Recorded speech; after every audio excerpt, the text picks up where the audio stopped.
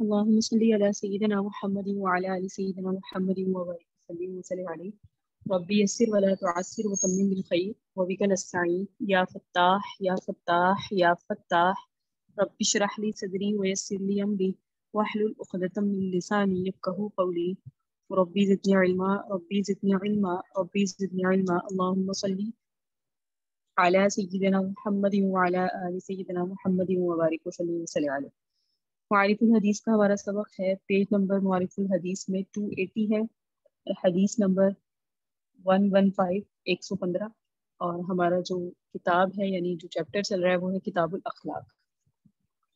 آج شروع کرتے ہیں۔ ہم روایت کرنے والے حضرت عبداللہ بن عمر رضی اللہ تعالیٰ عنہ فرماتے ہیں عبداللہ بن عمر، عبداللہ بن عمر رضی اللہ تعالیٰ عنہ قال فرماتے ہیں قال رسول اللہ صلی اللہ علیہ وآلہ وسلم کہ رسول اللہ صلی اللہ علیہ وآلہ وسلم نے فرمایا داخلت امرأۃ النار کہ داخل کی گئی ایک عورت جہنم میں فی حرۃ ایک بلی کے معاملے میں بطتھا کہ اس نے اس کو باندھ دیا، فلم تطعمھا اور اس کو کھانے کو نہ دیا، ولم تدعھا اور نہ ہی اسے کھلا چھوڑا، تأکل من خشاش العرس تاکہ وہ کھا لے زمین کے کیڑے مکوڑے، اس وجہ سے بے درد اور بے رحم عورت کو جہنم میں گرا دیا گیا۔ یہ ہم اخلاق پڑھ رہے تھے اور ہماری شریعت میں پچھلے والے سبق سے جو سبق میں اگر مربوط کروں تو ہم نے یہ پڑھا تھا کہ نبی علیہ السلام کے جو ارشادات ہیں اس سے سمجھ آتی ہے کہ آقا علیہ السلام رحمت للعالمین ہیں، سارے جہانوں کے لیے آقا علیہ السلام رحمت بنا کے بھیجے گئے، اور آقا علیہ السلام کی تشریف آوری اخلاق کو مکمل کر دینے کے لیے۔ تو نبی صلی اللہ علیہ وسلم کے اخلاق کا اس سے اندازہ لگایا جاتا ہے، اور یہ جو روایت ہے رواہ البخاری والمسلم، اگر آپ دیکھیں ریفرنس دیا ہوا ہے کہ بخاری شریف میں بھی ہے اور مسلم شریف میں بھی یہ روایت ایک سچا واقعہ ہے کہ خاتون کو جہنم میں اس کو جہنمی کر دیا گیا، اس کی وجہ یہ تھی کہ اس نے بلی کو کھانا نہیں دیا۔ تو حضرت جابر کی ایک اور روایت سے جو صحیح مسلم شریف میں مروی ہے معلوم ہوتا ہے کہ بے درد اور بے رحم عورت یہ بنی اسرائیل میں سے تھی، اور آج محمد صلی اللہ علیہ وسلم نے شب معراج یا خواب یا بیداری کے کسی اور مکاشفہ میں اس کو دوزخ میں بچشم خود مبتلا عذاب دیکھا، یعنی آقا علیہ السلام نے اپنی مبارک آنکھوں سے اسے مبتلا عذاب دیکھا۔ بہرحال اس حدیث سے معلوم ہوا کہ جانوروں کے ساتھ بھی بے دردی اور بے رحمی کا معاملہ اللہ تعالیٰ کو سخت ناراض کرنے والا ہے اور جہنم میں لے جانے والا عمل ہے۔ اللہم احفظنا منہ، اللہ ہمیں اس سے محفوظ فرمائے۔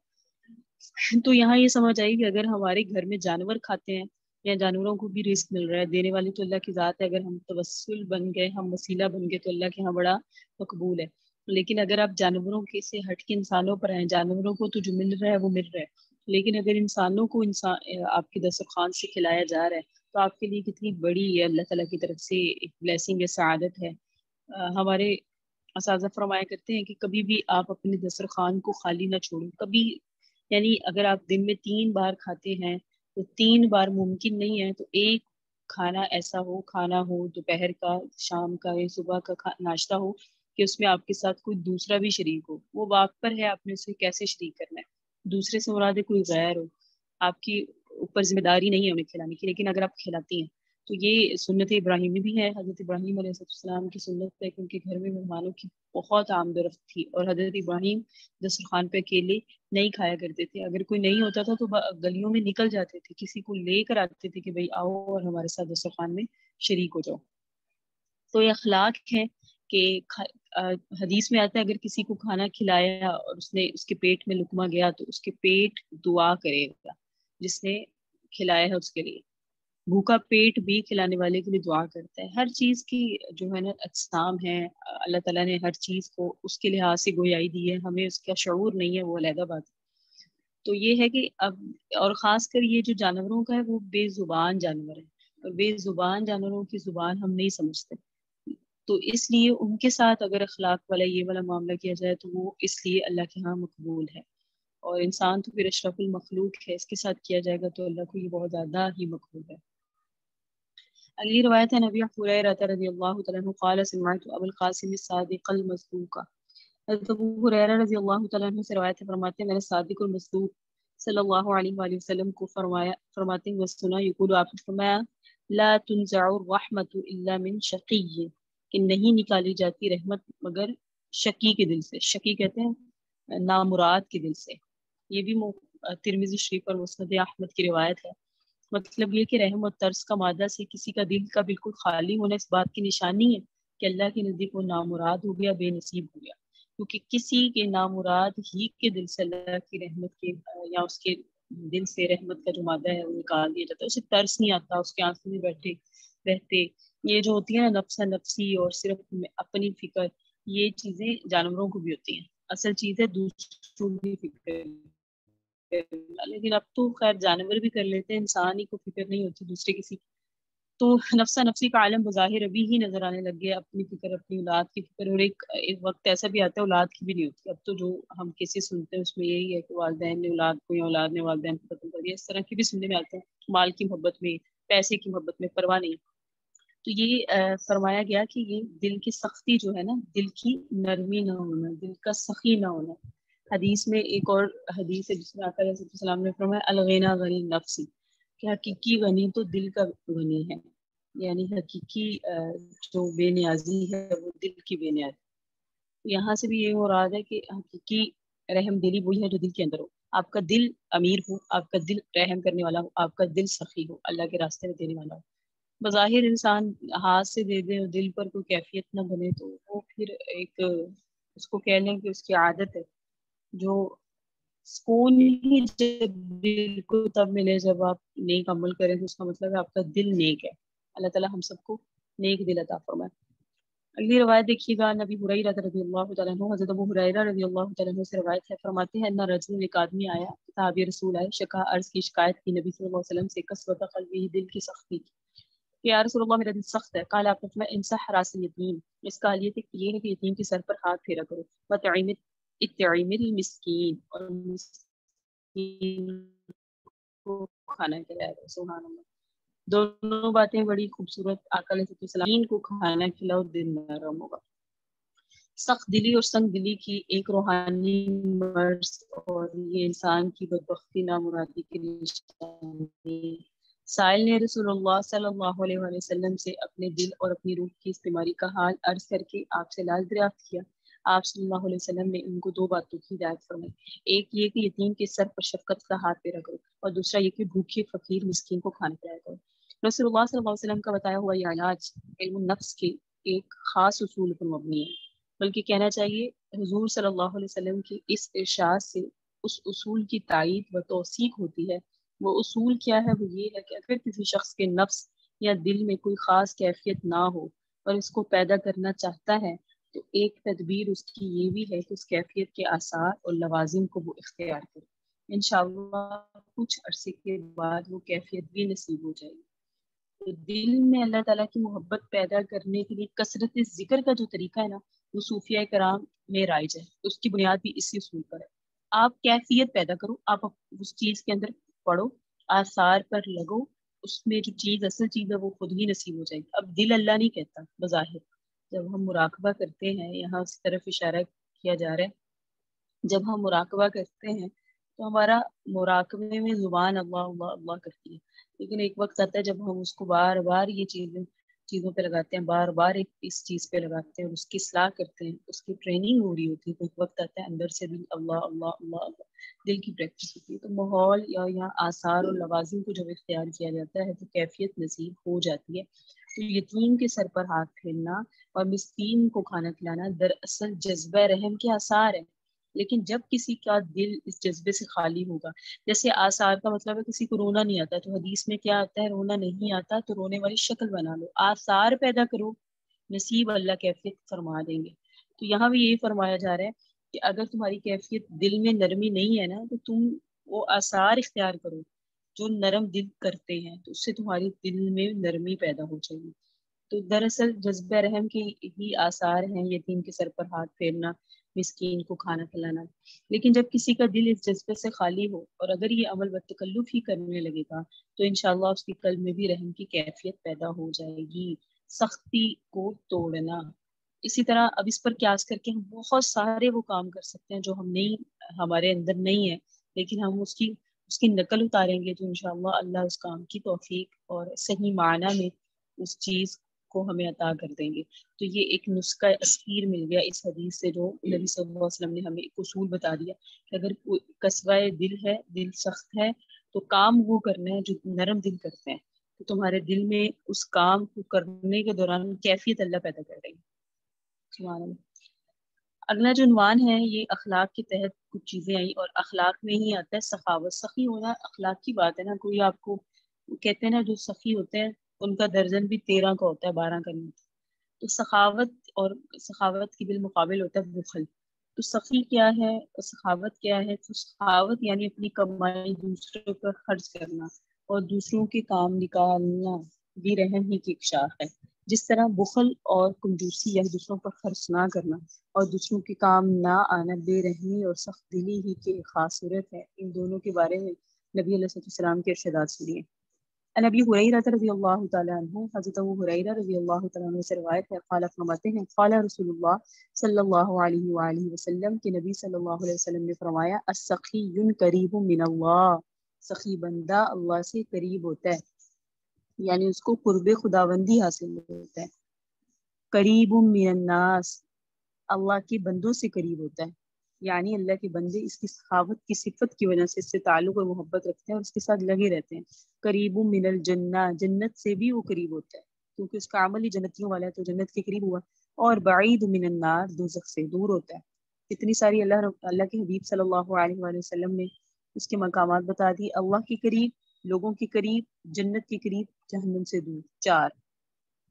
پھر فرمایا والبخیل بعید من اللہ، بخیل اللہ سے دور ہوتا ہے. بعید من الناس، لوگوں سے دور ہوتا ہے. بعید من الجنہ، جنت سے دور ہوتا ہے. قریب من النار، اور اس کا عمل اسے جہنم کے قریب کرتا ہے. والجاہل سخی، اور جاہل ہو، دینداری اتنی نہیں ہے اور ذکر اذکار زیادہ نہیں کرتا، صرف فرض عبادت پڑھتا ہے کرتا ہے اور فرض روزے رکھتا ہے اور بقدر ضرورت صرف قرآن پڑھتا ہے. جاہل ہے نا، یعنی اتنا علم نہیں ہے اس کو، وہ بہت زیادہ اپنے آپ پر دعوی عبادت نہیں کرتا. بس جاہل سخی، لیکن وہ سخی ہے جاہل لیکن سخاوت بہت کرنے والا ہے. احب الی اللہ، وہ اللہ کو بہت پسند ہے. کس سے؟ من عابد، ایسے عبادت کرنے والے سے، ایسی عبادت کرنے والے سے. بخیل، جو بخیل ہے. دیکھیں نبی صلی اللہ علیہ وسلم کے اس ارشاد میں کتنی فصاحت ہے، بلاغت ہے اور سمجھنے کی بات ہے کہ جو بخیل ہے وہ اللہ سے بھی دور، لوگوں سے بھی دور، جنت سے بھی دور، لیکن دوزخ کے قریب. پھر فرمایا اور بے علم سخی اللہ کو عبادت گزار کنجوس سے زیادہ پیارا لگتا ہے. بے علم سخی، سخاوت کرتا ہے، بہت دیتا ہے. اللہ تعالیٰ ہمیں سخاوت کرنے والا بنا ہے. سخی ہے، بے علم سخی ہے، اور وہ اللہ کو اس عبادت گزار سے زیادہ محبوب ہے جو عبادت میں لگتا ہے لیکن کنجوسی سے دیتا ہے. اس میں بہت زیادہ مفاہیم ہے. آج کے دور میں سخاوت نہیں ہے. آج کے دور میں جو سخاوت کرتا ہے میرے نزدیک تو وہ اللہ کا ولی ہے. اس کی وجہ یہ کہ پیسے کی ہر ایک کو ہوس اتنی بڑھ گئی ہے، اتنی ہوس بڑھ گئی ہے، پیسہ جمع کرنا، جوڑ کے رکھنا اور بس اپنے پاس رکھنا. اس کی ہوس اتنی زیادہ ہو گئی ہے کہ مال نکالنے کو دل نہیں کرتا، اور پھر بھی اگر کوئی مال نکالتا ہے تو ظاہر بات ہے وہ سخی ہے. اور اوپر سے اگر کوئی عبادت گزار بھی ہو اور سخی بھی ہو. آپ کا علیہ السلام کے واقعے کو ہم پڑھتے ہیں، سیرت سے ہم اس واقعے کو منتبی کرنے کی کوشش کرتے ہیں کہ نبی صلی اللہ علیہ وسلم کے پاس کچھ دیہاتی مانگنے آتے ہیں اور نبی صلی اللہ علیہ وسلم ارشاد فرماتے ہیں کہ ابھی میرے پاس کچھ نہیں ہے، کیونکہ آقا علیہ السلام کی عادت شریفہ تھی جو ہوتا تھا عطا فرما دیتے تھے، جو پاس ہے عطا فرما دیتے تھے. تو آقا علیہ السلام نے وہ بھی عطا فرمایا. وہ پھر آئے، آقا علیہ السلام نے عطا فرمایا. تو ایک وقت ایسا ہے جب وہ آئے تو آقا علیہ السلام نے فرمایا اب میرے پاس کچھ نہیں ہے. آقا علیہ السلام کی جسم مبارک پر چادر تھی، انہوں نے چادر آقا کی، کیونکہ یہ چادر انبیاء کی سنت ہے. تو نبی علیہ السلام کی چادر کو انہوں نے زور سے کھینچا کہ آقا علیہ السلام کی مبارک گردن میں آثار آ گئے، اس کے یعنی نشان پڑ گئے. اب ہمارے ساتھ اگر کوئی مانگنے والا ایسا کرے تو ہمارا بہیویئر کیا ہوگا؟ ہم تو مانگنا، اس کا 2 منٹ کھڑے ہونا برداشت نہیں کرتے نا. صلی اللہ معاف فرمائے ہمیں. تو برداشت نہ کرنے کی وجہ بس یہی ہوتی ہے کہ بس نہ، ایک ہے پیشہ ور بیکاری، اس سے تو خیر ہمارا ہوتا ہے کہ کچھ کسی طرح جو ہے نا وہ یہ یہاں سے چلا جائے، اور ایک ہے سفید پوش یا یتیم، مسکین، فقیر، اور تو اس کے معاملے میں یہ ہے کہ نبی صلی اللہ علیہ وسلم سے وہ مانگ رہے ہیں اور وہ تو بار بار آتے ہیں، تو اس سے سمجھ یہی آتی ہے کہ پہلے بھی آئے بعد میں بھی آئے، کہ ان کی عادت ہے. لیکن نبی صلی اللہ علیہ وسلم کو پھر انہوں نے یہ عمل کیا کہ آقا علیہ السلام کو اس طرح سے معاذ اللہ وہ بھی نبی کے ساتھ کرنا، اور وہاں صحابہ کرام بھی موجود ہیں، تو نبی صلی اللہ علیہ وسلم کا عمل بہت تحمل والا تھا. تو آقا صلی اللہ علیہ وسلم عبادت گزار بھی تھے اور سخاوت کرنے والے بھی تھے. تو آقا تو سخیوں سے سخی ہیں، تو ان کی عبادت بھی ہے اور سخاوت بھی ہے، تو یہ نور اللہ نور ہے. کیونکہ اللہ کے حبیب صلی اللہ علیہ وسلم نے یہاں ارشاد فرمایا عبادت گزار ہو اور کنجوس ہو یہ اللہ کو نہیں پیارا. اللہ کو وہ پیارا ہے جو عبادت گزار تو نہیں ہے تو جاہل لیکن سخی ہے، بے علم سخی. اللہ تعالیٰ کو عبادت گزار کنجوس سے زیادہ پیارا لگتا ہے. تو یہ اخلاق ہیں، اور سخاوت جو ہے وہ اخلاق ہی میں آتی ہے. جو سخی ہوتا ہے وہ با اخلاق ہوتا ہے، وہ اس کی سخاوت ہی تب آئی اس میں جب وہ با اخلاق ہوگا. اور جو کنجوس ہوگا وہ بے اخلاقی ہے، اسے یہ کہتے ہیں بد اخلاقی ہے، کیونکہ جہاں دینا ہو وہاں معاملات درست نہ ہو. کیونکہ دور حاضر میں لوگ ہمیں عبادات سے نہیں معاملات سے پہچانتے ہیں. اور اللہ رب العزت بھی ہمیں جب جمع کروائیں گے محشر میں تو اللہ پاک ہمیں عبادات سے جمع نہیں فرمائیں گے، ہمیں معاملات سے فرمائیں گے. عبادت میرا ذاتی معاملہ ہے، میرا اللہ کے ساتھ کتنا معاملہ درست ہے، میرا اللہ کے ساتھ کتنا تعلق. معاملات جو ہیں لین دین کا معاملہ، کسی کے ساتھ برتاؤ کا معاملہ، یہ ہے دو لوگوں کا معاملہ. وہ پھر اللہ تعالیٰ کو دیکھ رہے ہیں اس میں کون سخاوت کرنے والا اور کون نہیں کرنے والا. تو اللہ تعالیٰ تو معاملات دیکھتے ہیں. عبادات کو تو اللہ تعالیٰ آپ کو درگزر فرمائیں گی، اگر عبادات بھی دیکھنے پر آئے تو ہماری تو عبادات بھی قابل قبول نہیں ہے. تو اللہ پاک ہمیں صحیح سمجھ عطا فرمائے. ابی ہریرہ رضی اللہ تعالیٰ عنہ، حضرت ابی ہریرہ رضی اللہ تعالیٰ عنہ سے روایت ہے، قال فرماتے ہیں قال رسول اللہ، فرمایا رسول اللہ صلی اللہ علیہ وسلم نے، قال اللہ تعالی، اللہ تعالیٰ نے فرمایا. تو یہ اللہ تعالیٰ نے فرمایا ہے جہاں جو آیا یہ حدیث قدسی ہے کہ نبی صلی اللہ علیہ وسلم اللہ کی بات کو اللہ کی بات کے مفہوم کو اپنے الفاظ میں بیان فرما رہے ہیں کہ اللہ تعالیٰ نے فرمایا انفق علیک، سبحان اللہ، انفق علیک، انفق تم خرچ کرو، انفق علیک تم پر خرچ کیا جائے گا. اب یہ بھی بخاری شریف اور مسلم شریف کی بڑی پیاری حدیث ہے کہ تم دوسروں پر خرچ کرتے رہو تو تم پر خرچ کرتا رہوں گا میں. انفق علیک، میں تم پر خرچ کرتا رہوں گا، تم خرچ کرو میں تم پر خرچ کرتا رہوں گا. مطلب یہ ہے کہ اللہ تعالیٰ کا یہ منشور ازلی ہے کہ جو بندے اپنی کمائی اپنی محنت دوسرے ضرورت مندوں پر صرف کرتے رہیں گے، اللہ تعالیٰ اپنے خزانہ غیب سے ان کو برابر عطا فرماتے رہیں گے، اور وہ ہمیشہ فقر و فاقہ کی تکلیف سے محفوظ رکھے جائیں گے. اب ہم نے پڑھ لیا کہ نبی صلی اللہ علیہ وسلم نے فرمایا تم خرچ کرو میں تم پر، اللہ تعالیٰ نے فرمایا تم خرچ کرو میں تم پر خرچ کروں گا، ہمارا ایمان بھی بن گیا. لیکن مسئلہ یہ ہے کہ جب ہم خرچ کرنے کی باری آتی ہے تو ہمیں یہ ارشادات اتنے اس پر ہمارا توکل نہیں بنتا جتنا کہ بننا چاہیے. اس کی وجہ یہ ہے کہ وہ کمی آ جاتی ہے، اتنا ایمان نہیں ہوتا، پھر بھی دل میں خوف ہوتا ہے پتہ نہیں میں فقیر ہی نہ ہو جاؤں، میں محتاج ہی نہ ہو جاؤں، میں دوں گا میرے پاس مال ختم ہو جائے گا اور میں لوگوں سے مانگنے کی نوبت آ جائے گی مجھ پر. ایسا نہیں ہے. اللہ تعالیٰ نے جو وعدہ فرما لیا، اور اللہ کا وعدہ ان اللہ لا یخلف المیعاد، اللہ تو اپنے وعدے کے خلاف نہیں کرتا. اللہ فرما رہے ہیں انفق تم خرچ کرو، امر ہے کرتے جاؤ، انفق علیک میں تم پر خرچ کرتا جاؤں گا تم لوگوں کو. بلکہ اس کا اپوزٹ جو مفہوم، یعنی مفہوم تو یہی ملتا ہے، لیکن سیدہ عائشہ کی جو روایت ہے کہ آقا علیہ السلام نے کیا فرمایا، عائشہ اگر آپ گن گن کر دیں گی تو اللہ بھی آپ کو گن گن کر دینا شروع کر دے گا. یہ کس پر ہے؟ خرچ کرنے پر، کہ اپنے پاس جوڑ جوڑ کے مت رکھیں، گن گن کے مت رکھیں. اگر آپ گن گن کر رکھیں گی تو اللہ پاک بھی آپ پر گن گن کر خرچ کریں گے. تو جب ہم بے ساختہ، اور کبھی آپ نے نوٹس کیا ہوگا جب مال کو ہم گن لیتے ہیں تو اس میں برکت اٹھا لی جاتی ہے. یہ اللہ تعالیٰ کا ایک، ہم کہتے ہیں آج کے دور میں مال میں برکت نہیں ہے، ہم برکت نہیں ہے حالانکہ کثرت ہے. دیکھا جائے تو مال اب ہمارے پاس پہلے وقتوں سے زیادہ آتا ہے. ہمارے پاس جو سورس آف انکم ہوتی ہے وہ پہلے کے مقابلے میں زیادہ ہے، کسی بھی طریقے سے، چاہے کام میں آ جائے کسی بھی طریقے سے، لیکن اس میں برکت نہیں ہے. پہلے لوگوں کے پاس اتنے وسائل نہیں ہوا کرتے تھے، لیکن ان کے پاس کام میں جو ہے وہ برکت زیادہ، اس میں پیسے میں برکت زیادہ تھی. اس کی وجہ یہ چھوٹی چھوٹی چیزیں تھیں جن کو ہمارے پہلے بزرگ کیا کرتے تھے. ہم جو ہے وہ سارے گن گن کے رکھتے ہیں، وہ پھر اللہ کی طرف سے گن گن کے دیے جاتے ہیں. اللہ تعالیٰ نے یہ وعدہ فرما لیا اور اللہ وعدے کے خلاف نہیں کرتا، تو ہمارا آج سے ایمان بن جانا چاہیے کہ میں نے اللہ کے راستے میں خاص کر جو خرچ کرنا ہے تو گننے کی بات، اور فقیر تو نہیں ہوں گے آپ. یہ تو اپنے اوپر، ہمیں اپنے اوپر ایمان لازم کر لینا چاہیے کہ اللہ کے در پر اللہ کے در کا مانگنے والا اور اللہ کے در پر بانٹنے والا کبھی بھی فقیر نہیں ہوتا. اللہ رب العزت اس کی کبھی مدد فرماتے ہیں. تو اپنا ایمان اتنا مضبوط کر لیں اور مال کی محبت سے اپنے دلوں کو بالکل صاف کر لیں. آپ مال کے پیچھے مت بھاگیں، دیکھیے گا مال آپ کے پیچھے پیچھے بھاگے گا. عن جابر رضی اللہ تعالیٰ عنہ، حضرت جابر رضی اللہ تعالیٰ عنہ سے روایت ہے، قال فرماتے ہیں ما سئل النبی صلی اللہ علیہ وسلم شیئا قط فقال لا. سبحان اللہ، کہ نبی صلی اللہ علیہ وسلم سے کبھی ایسا نہیں ہوا کوئی چیز مانگی گئی ہو اور آپ نے فرمایا لا نہیں، میں نہیں دوں گا. اگر ہوتی تھی تو فوراً عطا فرما دیتے تھے. یعنی نبی صلی اللہ علیہ وسلم کی سخاوت کا یہ حال تھا کہ آپ نے کبھی کسی سائل کو نہیں کہہ کر واپس نہیں کیا، بلکہ ہمیشہ ہر سائل کو دیا. اور کبھی کبھی ایسا بھی ہوا کہ آپ کے پاس نہ ہوا تو آپ نے قرض منگوا کر بھی دے دیا. سبحان اللہ.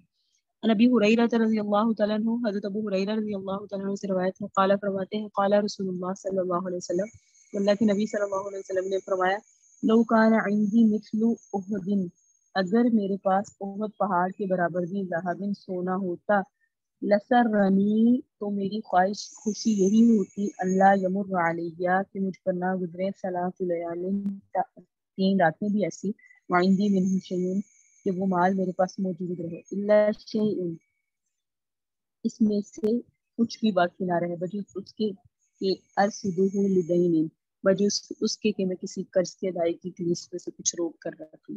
ورنہ میری خواہش یہ ہوتی ہے کہ میرے پاس اگر مال آ گیا، احد پہاڑ کے برابر سونا آ گیا، احد پہاڑ، اب دیکھ لیجیے جنہوں نے زیارت کی ہوئی احد پہاڑ کی، کیا فرما رہے ہیں، احد پہاڑ کے برابر بھی میرے پاس سونا آ گیا اگر نا، تو بھی میری خواہش ہے کہ 3 دن بھی نہ 3 راتیں بھی میرے پاس نہ گزرے کہ میں اس مال کو اللہ کے راستے میں لگا دوں، اللہ کے راستے میں بانٹ دوں. تو یہ ہے کہ ہمارے تو بینک بیلنس بھرے ہوتے ہیں. بھرے ہونے سے مراد ہے پھر بھی کسی حد تک ہمیں شکر ادا کرنا چاہیے. ہم بڑی ناشکری کر دیتے ہیں. اللہ تعالیٰ آقا علیہ السلام کو تو کبھی ہم نے پڑھ لیا رقائق میں دل کو نرم کرنے والی حدیث میں کتنی ساری ایسی چیزیں تھیں جو نبی علیہ السلام کو میسر نہیں تھیں. بہت ساری ایسی چیزیں بے تحاشا ایسی چیزیں جو ہم استعمال کر رہے ہیں اور ہمارے نبی صلی اللہ علیہ وسلم نے نہیں کی. تو یہ ہے کہ ہم پھر بھی ناشکری والا جذبہ اور عنصر ہم میں زیادہ ہے، اور ان صحابہ کرام کو وہ چیزیں ملی نہیں لیکن ان میں شکر گزاری کا عنصر زیادہ تھا. تو یہ ہے کہ ہمارے پاس جو آئے جو ہے اس پر شکر کرے اور اللہ رب العزت سے برکت مانگے اور اللہ رب العزت سے اس مال پر آسانی کا سوال کریں، کیونکہ اس مال یہ جو ہمارے پاس مال ہے نا، اس پر اللہ رب العزت نے ہم سے سوال بھی کرنا ہے. تو جس کا جتنا ہلکا پھلکا دنیا سے جائے گا اس کا اتنا ہی حساب بھی ہلکا پھلکا ہوگا، اور جو جتنا مال لے کے دنیا سے جائے گا تو اس کا حساب کتاب بھی اتنا ہی سخت ہوگا. عن ابی ہریرہ رضی اللہ تعالیٰ عنہ، حضرت ابو ہریرہ رضی اللہ تعالیٰ عنہ سے روایت ہے، قال فرماتے ہیں قال رسول اللہ صلی اللہ علیہ وآلہ وسلم کہ اللہ کے حبیب صلی اللہ علیہ وآلہ وسلم نے ارشاد فرمایا لا یجتمع الشح والایمان فی قلب عبد احد. لا نہیں یجتمع جمع ہوتا، شح کا مطلب ہوتا ہے بخل، والایمان اور ایمان، فی قلب عبد ابدا ایک ہی بندے میں کبھی بھی، ایک ہی دل میں، کہ ایک ہی بندے کے دل میں وہ ایمان والا بھی ہو اور حرص کرنے والا بھی ہو، بخیل بھی ہو، ایسا نہیں ہو سکتا. یعنی بخیلی و کنجوسی اور ایمان کا کوئی جوڑ نہیں ہے. مطلب یہ ہوا کہ ایمان کی حقیقت اور بخل کی عادت میں ایسی منافعات ہے کہ جس دل کو حقیقی ایمان نصیب ہوگا اس میں بخل نہیں آ سکتا، اور جس میں بخل نہیں آ سکتا اور جس میں بخل دیکھا جائے تو سمجھ لینا چاہیے اس میں ایمان کا نور نہیں ہے. ذرا سا غور کرنے سے ہر ایک کی سمجھ میں بات آ سکتی ہے کہ اللہ تعالیٰ کی ذات اور صفات پر کامل ایمان اور یقین کے بعد دل میں بخل اور کنجوسی جیسی کسی خصلت کے لیے کوئی گنجائش نہیں رہتی. تو جب انسان کا ایمان کامل ہو جاتا ہے، جب انسان کا ایمان کامل ہو جاتا ہے تو اس میں سے بخل، اس کا جو بخل ہے وہ چلا جاتا ہے، انسان بخیل نہیں رہتا. اصل چیز ہے کہ انسان کے اندر کامل درجے کا ایمان جب ہوتا ہے تو اس میں بخل رخصت ہو جاتا ہے. اور اگر کوئی بخیل ہے تو اس کا مطلب اس کو اپنے ایمان پر محنت کرنے کی ضرورت ہے، اس کا ایمان کامل نہیں ہے. یہ بڑی سمجھنے کی باتیں ہیں. اللہ پاک ہمیں اس کی سمجھ عطا فرمائے. اگلی روایت ہے ان ابی بکر صدیق، سبحان اللہ، سیدنا ابو بکر صدیق سے بہت کم روایات ہیں. جبکہ وہ کیونکہ وہ بہت آقا علیہ السلام کے معاملے میں احتیاط فرماتے تھے، کوئی ایسی بات نہ کہہ دیں، کوئی ایسا مفہوم جو آقا کا بیان کیا ہوا نہ ہو۔ تو یہاں فرماتے ہیں سیدنا صدیق اکبر روایت کرتے ہیں نبی صلی اللہ علیہ وآلہ وسلم سے کہ آقا علیہ السلام نے فرمایا لا يدخل الجنت خب، جنت میں دھوکہ باز نہیں جائے گا، جنت میں دھوکے باز نہیں جا سکتا، ولا بخیل، بخل کرنے والا جنت میں نہیں جا سکتا، ولا منان، احسان جتلانے والا آدمی جنت میں نہیں جا سکتا۔ مطلب یہ تینوں بری خصلتیں، دھوکہ بازی، کنجوسی اور احسان کر کے جتلانا، ان خطرناک اور تباہ کن عادات میں سے ہیں جو جنت کے راستے میں رکاوٹ کرنے والی ہیں۔ اس لیے جو بندے جنت کے جنت کا شوق رکھنے والے اور دوزخ کے خائف ہیں، ان دوزخ سے ڈرنے والے ہیں، ان کو چاہیے کہ وہ ان عادات سے اپنی حفاظت کریں۔ کن عادات سے؟ دھوکے بازی سے، کنجوسی سے اور احسان جتلانے سے۔ عمل کرے کہ کہنا کہ میں نے تو فلاں وقت میں تمہارے لیے یہ کیا تھا، تم نے کیا کیا، بہت ہی بری بات ہے۔ یعنی یہ اخلاقی گراوٹ کا شکار ہے کہ احسان کرنا یا کسی پر احسان کر دیا تو اس سے کہنا کہ میں نے بھی تو اس کے ساتھ فلاں وقت میں یہ نیکی کی تھی، اب یہ میرے ساتھ ایسا کرے، پھر آپ نے تو دنیا میں بدلہ لے لیا، پھر آپ کی نیکی تو نہ رہی، آپ نے تو ایک معاہدہ کر لیا، کمٹمنٹ ہوگی میں تمہارے ساتھ کروں گا احسان، تو میرے ساتھ کرنا۔ حالانکہ حل جزاء الاحسان الا الاحسان، احسان کا بدلہ احسان ہی ہے، لیکن وہ اللہ دیں گے آپ کو۔ ہم جب خود ہی خدا بن جاتے ہیں تو پھر اللہ راستے سے ہٹ جاتے ہیں کہ چلو ٹھیک ہے تم ہی معاملہ کرو، پھر اللہ بروز معاشر اپنے جلوہ دکھائیں گے۔ بہرحال یہ ہے کہ ہمیں خب سے، بخل سے اور منان سے اللہ پاک محفوظ فرمائے۔ تو یہ کچھ چیزیں تھیں جس کا تعلق تھا سخاوت سے اور بخل سے، کہ انسان کو سخی بننا چاہیے۔ اور یہ بڑا پیارا جملہ تھا آقا علیہ السلام کا جو آقا نے ارشاد فرمایا کہ جاہل سخی اللہ کے نزدیک عبادت گزار بخل کرنے والے سے زیادہ پیارا لگتا ہے۔ اور یہ جو آخری والی حدیث ہے یہ بھی بہت پیاری ہے کہ بخیل اور احسان جتلانے والا اور دھوکے باز، یہ تینوں لوگ جو ہے نا یہ جنت میں نہیں جائیں گے، اس لیے کہ جو بندے جنت کے شائق ہوتے ہیں، جنت کا شوق رکھنے والے ہوتے ہیں، دوزخ سے خائف ہوتے ہیں، دوزخ سے ڈرنے والے ہوتے ہیں نا، ان کو چاہیے کہ ان عادات سے اپنی حفاظت فرمائیں۔ اگلا جو پوائنٹ ہے اس کا بھی تعلق اخلاق کے ساتھ ہے۔ چونکہ اخلاق سے متعلق چیزیں پڑھ رہے ہیں تو ہم نے کوشش کرنی ہے کہ جو پڑھ رہے ہیں اس پر عمل کریں۔ اب وہ آپ پر ہے کہ آپ کے ذہن میں سبق پڑا ہوگا کتنے دن تک چلتا ہے، اور وہ چلتا تب ہے جب ہم پریکٹس کرتے ہیں، ہم اپنے سبق کو بار بار اپنے ذہن میں لاتے ہیں، لانے کی کوشش کرتے ہیں کہ میں نے آقا کے ارشادات پڑھنے ہیں، احادیث کو بار بار ذہن میں لانے کی کوشش کرتے ہیں۔ تو ابھی جو پوائنٹ ہے وہ ہے نا انتقام نہ لینا اور معاف کر دینا، اس کا تعلق بھی اخلاق کے ساتھ۔ پیچھے ہے بخل سے بچنا، اس کا تعلق اخلاق کے ساتھ، سخی بننا، اس کا تعلق اخلاق کے ساتھ۔ اگلا پوائنٹ ہے انتقام نہ لینا، اس کا تعلق اس کے ساتھ اخلاق کے ساتھ، اور معاف کر دینا اس کا تعلق بھی ہے اخلاق کے ساتھ۔ رحم دلی کی جڑ سے جو شاخیں پھوٹتی ہیں جب انسان رحم دل ہوتا ہے، پہلی رحم دلی کی جو رحم دلی ہے سب سے پہلے تھی اخلاق، اور اخلاق سے تھا رحم دلی، رحم دلی سے جو چیزیں یا جو شاخیں پھوٹی اس میں تھا سخاوت، اور آگے فرمانے ان میں سے ایک ہے اپنے مجرم اور قصوروار کو معاف کر دینا اور ان سے انتقام نہ لینا۔ نبی علیہ السلام اپنی امت کو بھی اس کی خاص طور پر ترغیب دیتے تھے۔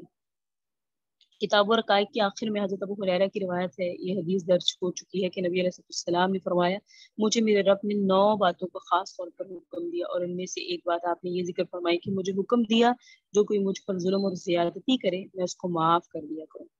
اب آگے 2 احادیث ہیں جن کا تعلق ہے معاف کر دینے سے اور بدلہ نہ لینے سے۔ عن ابی ہریرہ رضی اللہ تعالیٰ عنہ، حضرت ابو ہریرہ رضی اللہ تعالیٰ عنہ سے روایت ہے ان رجل شتم ابا بکر، ایک شخص نے سیدنا صدیق اکبر رضی اللہ تعالیٰ عنہ کو شتم، تھپڑ مارا۔ شتم کا مطلب نہیں، شتم کا مطلب ہوتا ہے گالی دینا۔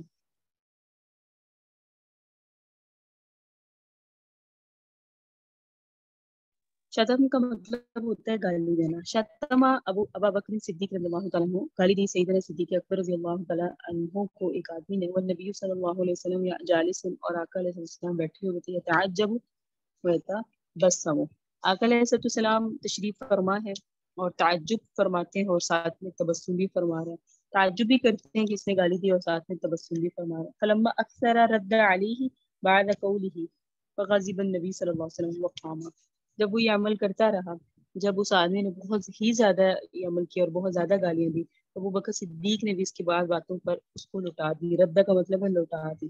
تو فلما اکثر جب اس نے یہ عمل زیادہ کر دیا یعنی گالم گلوچ زیادہ کر دیا رد علیہ تو جواب دے دیا اس کو بعد قولی اس کی بعض باتوں کا سیدنا صدیق کے نے فغازی بن نبی صلی اللہ علیہ وسلم آقا علیہ السلام برہم ہوئے وقام اور اٹھ کھڑے ہوئے فلاحقہ ابو بکر رضی اللہ تعالیٰ عنہ تو سیدنا صدیق اکبر رضی اللہ تعالیٰ عنہ آپ صلی اللہ علیہ وسلم کے پاس پہنچ گئے اور عرض کیا رسول اللہ کانا یش تیمونی اس نے تو مجھے گالم گلوچ کیا وانتا جالس اور آپ وہاں موجود تھے فلما رددت علیہ جب میں نے اس کو جواب دیا بعد قولی اس کی بعض گالیوں کا ہی غضب تھا تو آپ ناراض ہو گئے اور وقم تو اور آپ تشریف لے آئے یعنی پوچھنا دریافت کرنا چاہ رہے ہیں کہ کیا میرا یہ عمل ٹھیک نہیں تھا. خالا آپ نے فرمایا نبی صلی اللہ علیہ وسلم فرمایا کان معاک ملکن آپ کے ساتھ ابو بکر فرشتے تھے یرد علیہ جو اس کی گالیوں کا یا اس کی آپ پر سخت کلمات کا جواب دے رہے تھے لیکن فلما رددت علیہ جب آپ نے جواب دیا نا وقع الشیطان تو اس معاملے میں پھر شیطان آ گیا. ٹھیک ہے جب آپ نے یہ معاملہ کیا تو اس وقت میں شیطان آ گیا. ثم قال یا ابا بکر پھر نبی علیہ السلام نے ایک ارشاد فرمایا آپ نے فرمایا ابو بکر تین باتیں ہیں جو سب کی سب بالکل حق ہیں. ثلاث کلہن حق تین باتیں ایسی ہیں تینوں کی تینوں حق ہیں. ما من عبد ظلم بمظلمۃ فیغضی عنها للہ عز وجل الا اعز اللہ بها سبحان اللہ نظرہ. اللہ کے حبیب صلی اللہ علیہ وسلم نے فرمایا پہلی بات یہ ہے کہ جس بندے پر کوئی ظلم اور زیادتی کی جائے اور وہ محض اللہ کے لیے اس سے درگزر کرے تو اللہ تعالیٰ اس کے بدلے میں اس کی بھرپور مدد فرماتے ہیں. اعز اللہ بها نصرہ اللہ ضرور اس کی مدد فرماتے ہیں. تو جس پر ظلم اور زیادتی ہو رہی ہے اور وہ صرف اللہ کو راضی کرنے کے لیے صبر کر رہا ہے ایسا نہیں کہ وہ جواب دے نہیں سکتا یا اس کو کسی کا ڈر ہے یا اس کو یہ ہے کہ میں جواب دوں گا تو میرا کوئی نقصان ہو سکتا ہے یہ چیزیں نہ ہو. اس کی نیت فقط یہ ہو کہ اللہ کے لیے میں نے صبر کرنا ہے. جب اللہ کے لیے صبر کی نیت ہوتی ہے اعز اللہ بها نصرہ تو اللہ پاک اس سے پھر اس کا بھرپور بدلہ دیتے ہیں یعنی دنیا اور آخرت میں اس کو عزت دیتے ہیں. دوسری بات وما فتح رجل باب عطیۃ یرید بها صلۃ الا زاد اللہ بها کثرۃ جو شخص صلہ رحمی کے لیے دوسروں کو دینے کا دروازہ کھولے گا اللہ تعالیٰ اس کی عوض اس کو اور بہت زیادہ دے گا. یعنی وما فتح رجل نہیں کھولتا کوئی آدمی دروازہ دروازہ عطیۃ دینے کا عطا کرنے کا یرید بها صلۃ اور اس کا نیت اس سے صلہ رحمی ہوتی ہے یعنی اپنے گھر والوں کو کھلاتا پلاتا ہے دیتا ہے بانٹتا ہے اس کی نیت صلہ رحمی ہوتی ہے. زاد اللہ بها کثرۃ تو اللہ تعالیٰ اس کو اور زیادہ دیتا ہے واقعی ایسا ہے. اور تیسری بات فرمائی حق بات اور سچی بات فرمایا وما فتح رجل باب مسألۃ اور کوئی بندہ جو ہے وہ مانگنے پر نہیں کھولتا یا یوں کہہ دیں نہیں کھولتی اللہ تعالیٰ کسی بندے پر مانگنے کا دروازہ یرید بها کثرۃ الا زاد اللہ بها قلہ یعنی اور اس کا مقصد مانگنے سے یہ ہوتا ہے کہ وہ اپنی کثرت کرے یعنی دولت بڑھائے تو پھر اللہ تعالیٰ بھی اس پر قلت کا دروازہ کھول دیتے ہیں یعنی وہ سمجھتا ہے میرا مال میرے پاس بڑھ ہے لیکن دراصل اس کا مال اس کے پاس گھٹ رہا ہوتا ہے. تینوں باتیں ہی بہت سمجھنے کی ہیں. نبی صلی اللہ علیہ وسلم نے فرمایا ابو بکر تو یعنی آپ اس میں آقا علیہ السلام نے سیدنا ابو بکر صدیق کی اصلاح اس طور پہ فرمائی کہ ابو بکر وہ جو آپ اللہ کی رضا کے لیے خاموشی کر رہے تھے نا اختیار اس پر اللہ آپ کی مدد فرما رہے تھے اور دنیا اور آخرت میں اللہ آپ کو عزت دے رہے تھے. دیکھیں کوئی ہمیں بے عزت کر رہا ہے مجلس میں اور ہم اپنے ایگو کے سیلف رسپیکٹ کے بڑا خلاف سمجھتے ہیں لیکن یقین کریں اللہ ایسی عزت دیتا ہے کہ انسان دنگ رہ جاتا ہے. ہمارے ساتھ ایک دفعہ میرے ساتھ ذاتی میں ایکسپیرینس بتاؤں تو ایک ایسا کسی وجہ سے ہمارا ایک گروپ تھا اس میں کوئی بات ہوئی اور میں معلمہ تھی اور اس میں اور بھی بہت ساری معلومات تھی تو میرے سے کچھ غلطی اور واقعہ میرے سے غلطی ہوئی تھی. اب جنہوں نے میری اصلاح کرنی تھی انہوں نے میری گروپ میں ہی ٹھیک ٹھاک قسم کی اصلاح کی اور بہت کہ آپ نے پوچھے بغیر کیسے پیپر کو چینج کر دیا تو اس میں سوال کچھ غلط تھا تو اس کو میں نے چینج کر دیا اور باقی جگہوں پہ اطلاع نہیں دی تو ہماری برانچ کا چینج ہو گیا باقیوں کا نہیں ہوا تو اس کی وجہ سے نا کافی زیادہ میری اصلاح کی گئی. اچھا میرے پاس اس وقت میں ایک ہی حل ہوتا ہے اور الحمدللہ ثم الحمدللہ اب یہ ایک وقت گزرنے کے ساتھ یہ چیز سمجھ آئی ہے کہ جب کوئی بہت الجھے نا فوراً کہہ دے مجھے معاف کر دے معذرت اور اس کا مقصد یہ ہوتا ہے کہ لڑائی جھگڑا ختم کر دیں بس مطلب مت الجھو. اور میرے پاس الحمدللہ اللہ تعالیٰ نے اتنا مصروف رکھا ہوا ہے اتنا الجھنے کا اور اتنا سوچنے کا ٹائم ہی نہیں ہوتا تو فوراً نہ معذرت کر لی کہ معذرت میں آئندہ سے انشاءاللہ ایسی غلطی نہیں کروں گی. اس کے بعد پوری گروپ میں سناٹا تھا، اور بعد میں ایک میٹنگ رکھی گئی اور پوری برانچز کو، وہی ٹیچرز جو گروپ میں بھی تھی اور یہ ساری چیزیں، اور پھر اس بات پہ کہا گیا کہ انہوں نے ان کی اس بات پر ہمیں جو ہے نا، ہم نے شرم محسوس کی کہ انہوں نے کتنی بڑی بات کر دی. اور مجھے اس کا مقصد میرا کوئی ان کو راضی کرنا نہیں تھا، میرا مقصد تھا اللہ کو راضی کرنا. تو صرف وہ اس وجہ سے اللہ نے عزت دے دی کہ وہ میں اس کو، اور پھر میری مطلب مجھے ہدیہ بھی دیا گیا اور دل جوئی بھی کی گئی. حالانکہ اس میں غلطی میری تھی، لیکن یہ کہ میں نے الجھی نہیں. میں اگر ہم الجھتے ہیں، اصلاح کرنے والے کا بھی انداز ہونا چاہیے کہ وہ کس طرح اصلاح کرتا ہے، لیکن اگر ہم اپنے آپ کو فوراً اللہ کی رضا کے لیے جھک جاتے ہیں نا، تو اللہ بہت عزت دیتے ہیں. یہ کر کے دیکھ لیں، میرا تو اپنا تجربہ ہے، صرف یہ نہیں اور بہت ساری جگہوں پہ. تو جب ہم اللہ کے لیے جھکتے ہیں تو اللہ جن کے سامنے جھکے ہیں اور جو ہمیں جھکانا چاہتے ہیں، پھر ایک وقت آتا ہے کہ وہ اللہ ان کو جھکا دیتے ہیں. نیت یہ نہیں ہوتی کہ وہ ہمارے سامنے جھکے، اللہ تعالیٰ سب کو سر بلندی رکھے اور ہمیں بھی صرف اپنی ذات کے سامنے جھکائیں. بتانے کا مقصد یہ ہے کہ اللہ بس پھر ایسی عزت دیتا ہے کہ انسان حیران رہتا ہے. یہ آقا علیہ السلام کو آپ دیکھ لیں، آقا علیہ السلام کی زندگی پڑھ لیں، وہی عرب ہے، وہی مکہ ہے، وہی آقا علیہ السلام مکہ سے تشریف لے جا رہے ہیں اور رو رہے ہیں. لیکن ایک وقت آیا، ایسی زبردست فتح حاصل ہوئی اللہ کی رضا کے لیے، جب سب کر رہے ہوں تو وہی لوگ سامنے آتے ہیں اور وہ حضرت معاذ سے آتے ہیں. وہ کہتے ہیں الیوم یوم الملحمہ، آج تو خون بہانے اور جو ہے نا قتل و غارت کا دن ہے. جنہوں نے ہمارے ساتھ ظلم کیا، آج ہم ان کے ساتھ برابر کا ظلم کریں گے. اور آقا علیہ السلام فرماتے ہیں معاذ نہیں، آپ فرمائے الیوم یوم المرحمہ، آج رحم کرنے کا دن ہے. اگر آپ سورہ یوسف میں پڑھیں گے لا تثریب علیکم اليوم، حضرت یوسف نے اپنے بھائیوں کو کیا کہا؟ آج کے دن آپ سے کوئی محاسبہ، کوئی کسی طرح کا آپ سے بدلہ نہیں لیا جائے گا. نبی صلی اللہ علیہ وسلم کا بھی جب مدینہ سے آقا مکہ کو فتح فرما رہے ہیں اور اس میں آقا کا شاندار استقبال ہو رہا ہے، اور آقا علیہ السلام کی جو انٹری ہے کمال انداز سے تھی. 12,000 صحابہ کرام، اور نبی علیہ السلام کیا فرماتے ہیں؟ الیوم یوم المرحمہ، اختیار بھی ہے، طاقت بھی ہے، قوت بھی ہے، فقط اللہ کی رضا کے لیے معاف کر دیا. یہ اصل ہے تربیت. اختیار بھی ہو، طاقت بھی ہو، قوت بھی ہو، اور آپ کے ساتھ ظلم ہوا بھی ہو، لیکن اس میں جو آپ کا اخلاق یا اس وقت کا جو آپ کا رد عمل ہے نا، وہ آپ کو اللہ کے ہاں بھی قبول کر دے گا. نبی صلی اللہ علیہ وسلم تو خیر مقبولوں میں بھی مقبول ہے، لیکن آقا کا عمل ہمارے لیے سبق ہے. ایسے موقع پر جب آپ کو سب کچھ ہو، حدیث میں آتا ہے نبی صلی اللہ علیہ وسلم نے فرمایا میں جنت کے درمیان میں محل بنا کے دینے کا اس کا ضامن ہوں جس نے حق پر ہوتے ہوئے لڑائی چھوڑ دی. ہم حق پر ہی تو لڑائی نہیں چھوڑتے، ہم کہتے ہیں میں تو حق پر ہوں، میں کیوں چھوڑوں. تو آقا علیہ السلام نے فرمایا حق پر ہوتے ہوئے ہی تو لڑائی چھوڑنی ہے. جو حق پر ہوتے ہوئے لڑائی چھوڑے گا اس کے لیے جنت کے درمیان میں محل بنا کے دینے کا میں ضامن ہوں، میں محمد ضامن ہوں.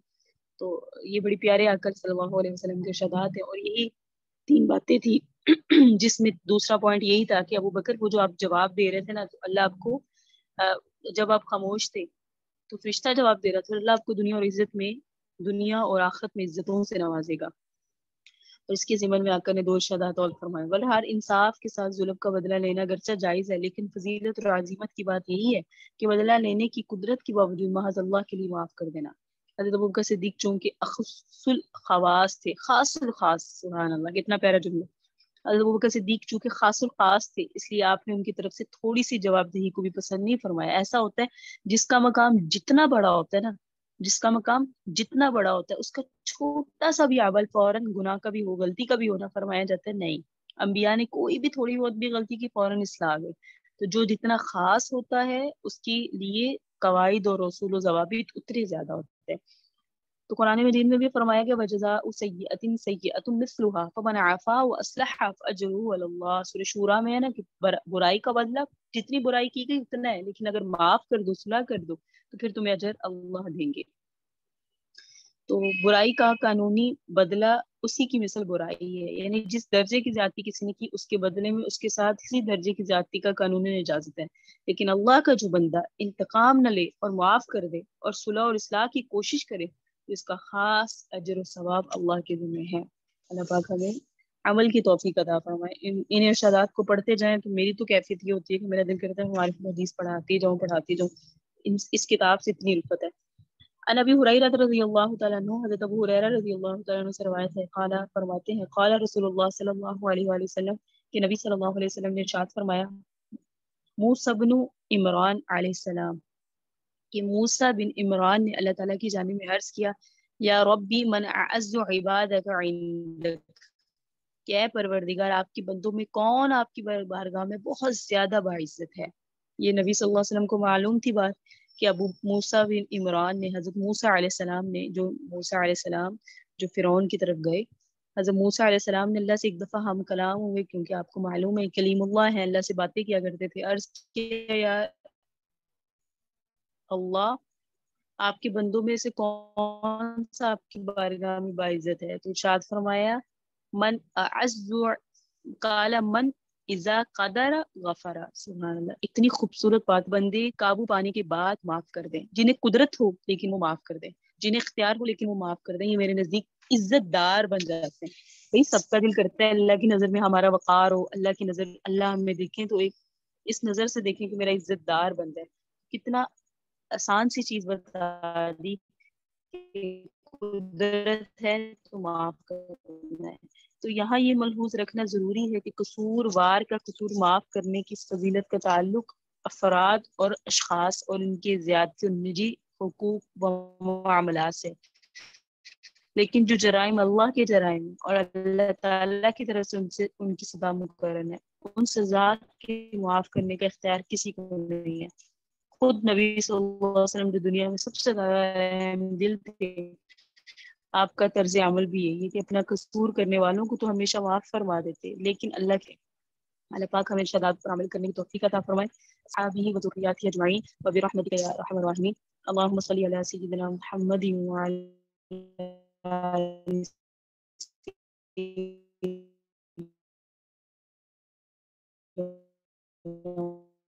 محمد وبارک وسلم۔